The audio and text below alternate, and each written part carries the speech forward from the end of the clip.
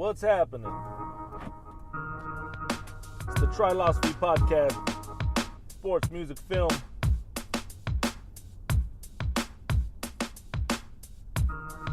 May 15th.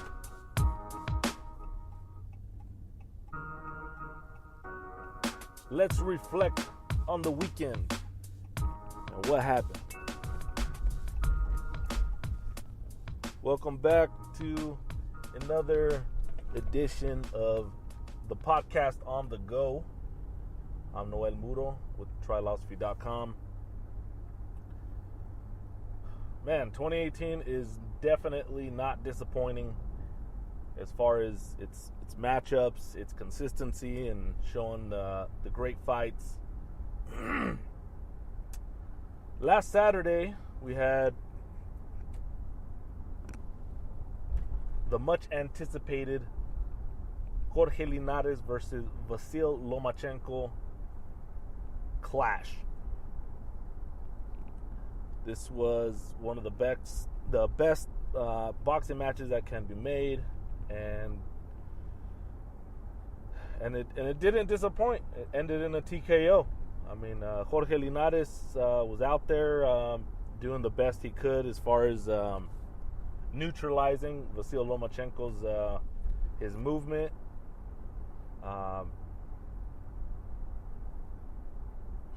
He knocked down Vasyl Lomachenko in the 6th, and when that happened, I know everybody was like, "Oh," because yeah, I don't think anybody was expecting that. I mean, by that point, it was a great fight up to that point. But I just didn't see Linares winning the fight at that point, because I just saw Lomachenko just having his way a little bit more and more. When that happened, I was like, oh man, is he actually hurt? Is he not? Didn't look like he was hurt. As soon as he stood up, he actually looked more disappointed in himself, as if because it looked like he walked into that straight jab from Linares, and that was it looked like frustration and disappointment in Lomachenko's eyes as he walked back to his corner to for them to do their count. Linares was smart about it too. He didn't come out believing that he was hurt. Guys tend to get really excited as soon as they knock the other guy down, and they come out, and most of the time, I mean, when they are hurt, I mean, that's an effective strategy where they're able to come out and just throw a beating on somebody for them to get the TKO or KO. But yeah, Linares looked focused. He looked like he didn't want to overstep or make a mistake himself.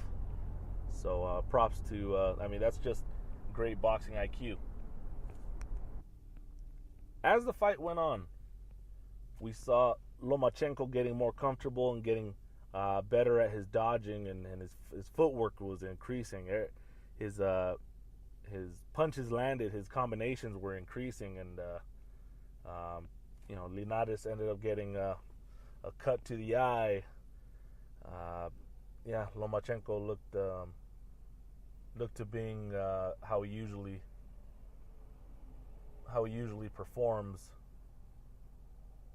the rest of his fights. Not making Linares quit mentally.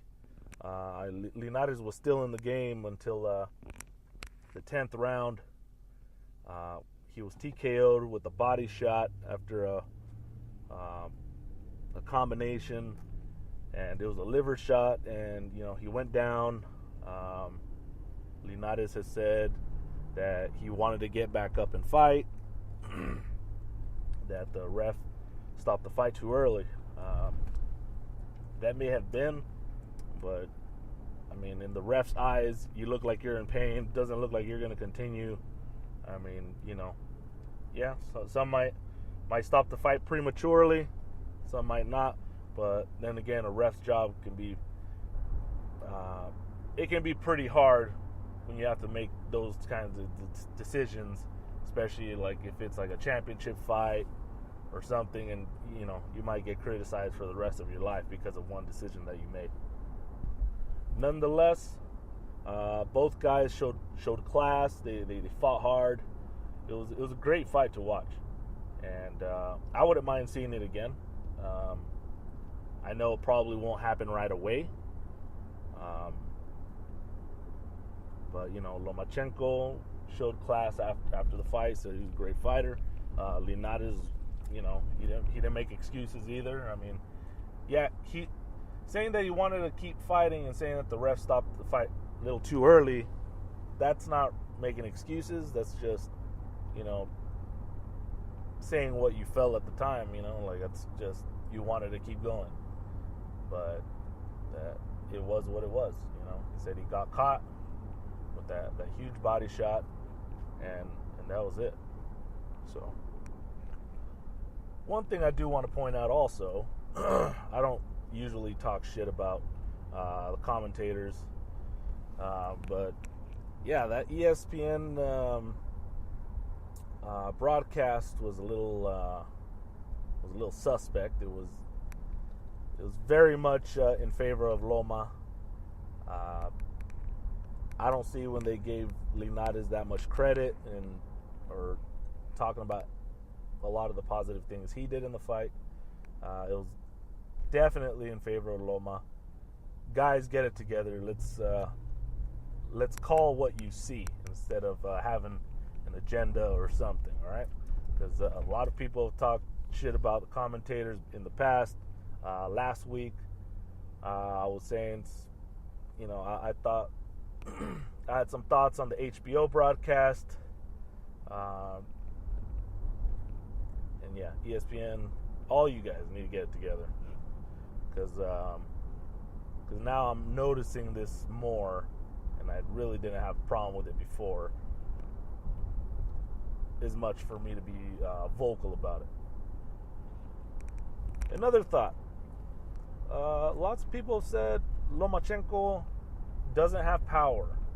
I have seen him put guys down. He went up in weight,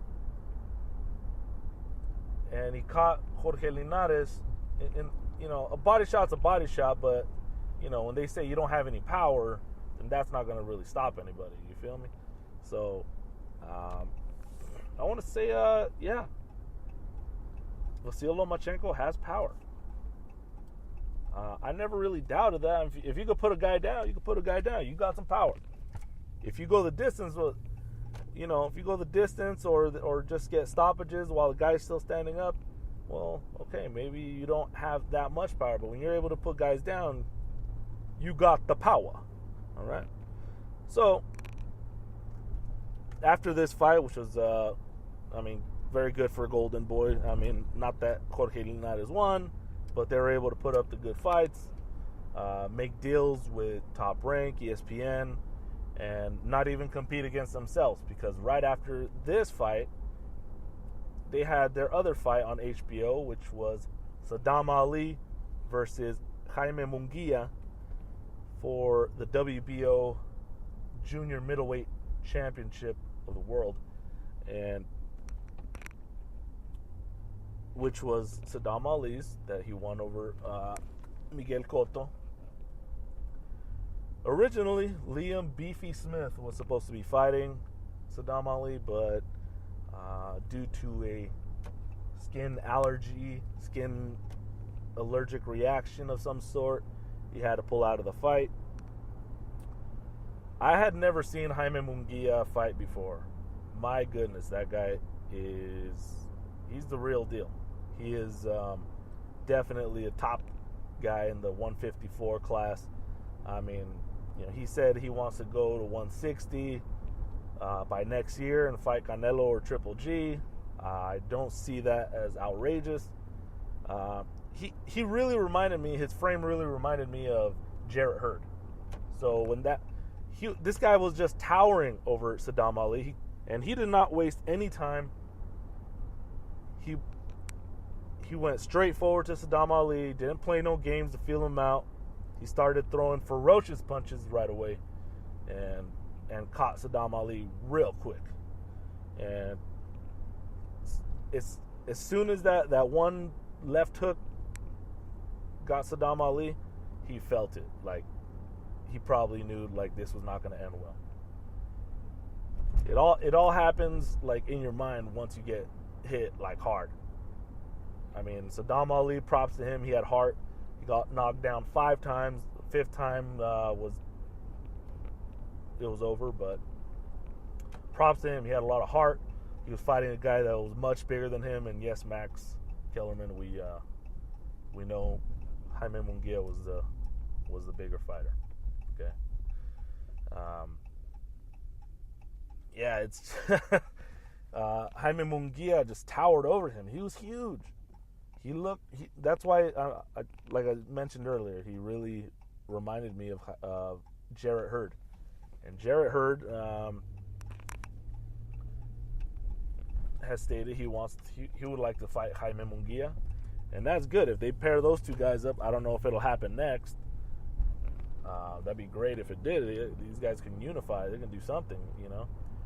But I mean, Jarrett Hurd is 6'1", Jaime Munguía 6 foot.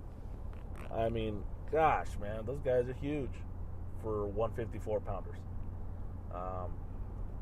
There's been some criticism of why Saddam Ali was paired with Jaime Munguía. Okay, well, Jaime Munguía and his team did not have to accept the Jaime Munguía fight. Maybe in their thoughts, they're like, oh, he's never fought for a world title.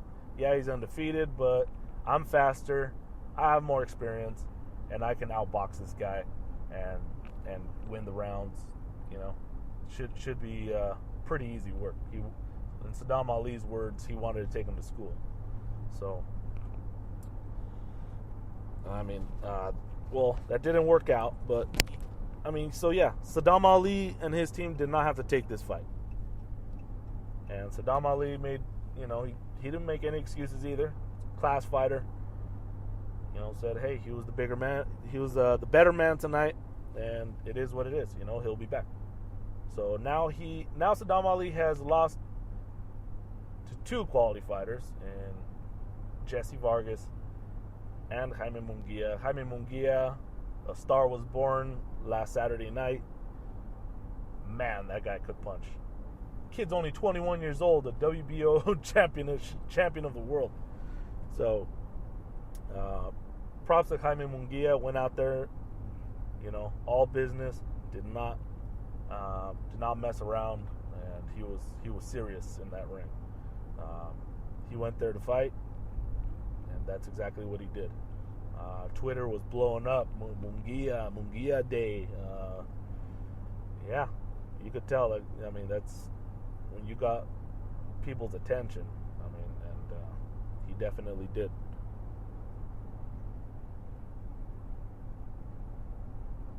This weekend, we have even more fights. That's 3 consecutive weekends of boxing, like quality boxing.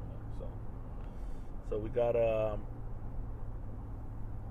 we have Adonis Stevenson defending his WBC light heavyweight belt against Badou Jack in Canada.